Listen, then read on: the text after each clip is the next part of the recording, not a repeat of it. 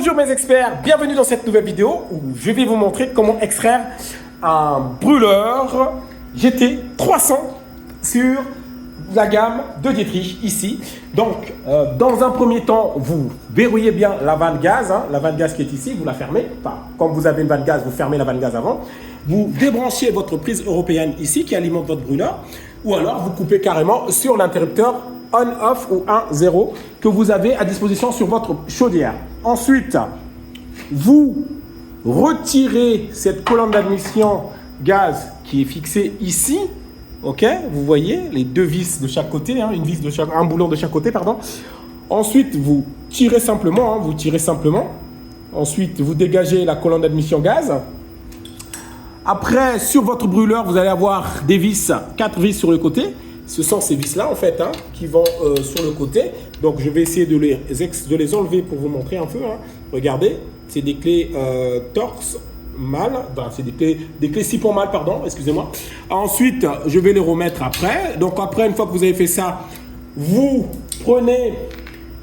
tirez votre brûleur vers vous, ok? Vous tirez vers vous pour l'extraire. Si jamais c'est trop dur, vous forcez un peu.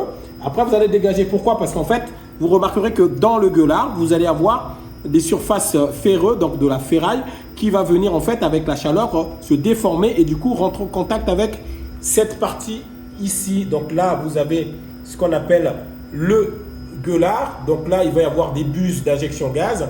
À côté de ça, vous allez avoir la ionisation et l'électrode d'allumage ici. Et en fait, cette surface-là va venir se figer avec le cylindre de votre gueulard. Donc, pour éviter cela, vous prenez du W40 ici, ok? Vous venez lubrifier le contour de votre gueulard, ok? Ensuite, sur votre ventilo, pareil, vous vérifiez s'il n'y a pas de frottement. Ensuite, vous venez simplement lubrifier votre ventilo. Ne vous en faites pas, c'est pas parce qu'il y a du gaz et qu'il y a une combustion à l'intérieur que ça va potentiellement être inflammable, pas du tout. Donc, vous venez refaire une rotation de votre moteur ventilo. Vous voyez qu'il n'y a pas de bruit, ok? Ici, vous allez simplement passer un petit coup de chiffon. J'ai bien dit chiffon, Vous passez un chiffon autour comme ça.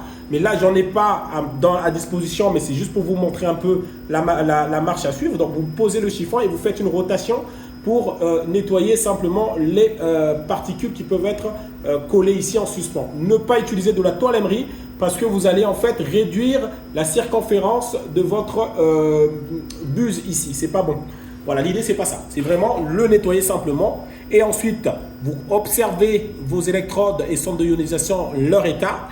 Là, en l'occurrence, c'est propre. Donc là, la buse, elle n'a pas grand-chose, à part un peu de poussière de corrosion. Il n'y a pas grand-chose.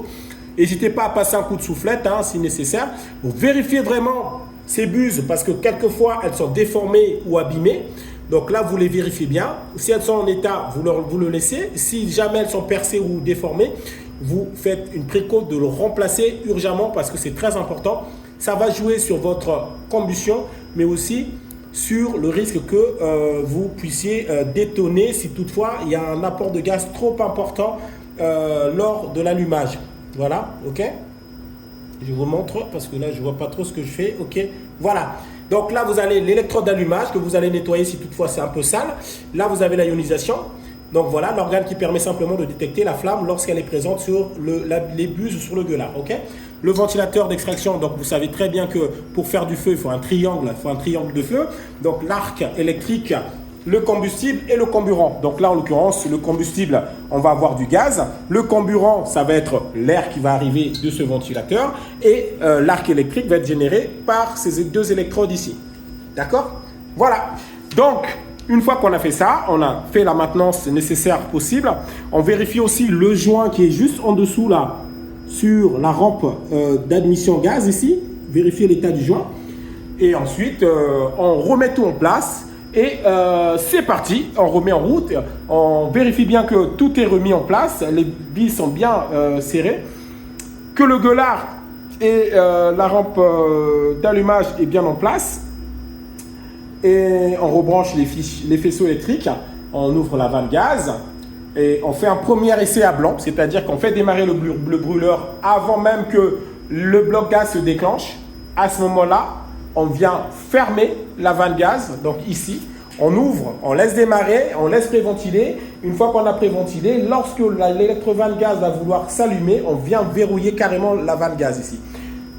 Pourquoi? Pour permettre simplement à cet ensemble d'air qui va rentrer dans la chambre de combustion de faire évacuer le surplus de gras ou de lubrifiant qui reste en surface, mais aussi d'envoyer les impuretés qui a pu s'introduire lorsqu'on a fait l'entretien de notre brûleur dans le corps de chauffe, tout simplement.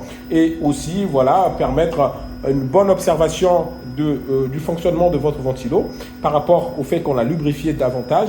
Et voilà, observer, c'est très important d'observer techniquement ce qui se passe et entendre surtout comment se comporte le brûleur. C'est très important.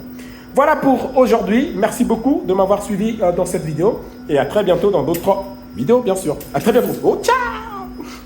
Buona famiglia.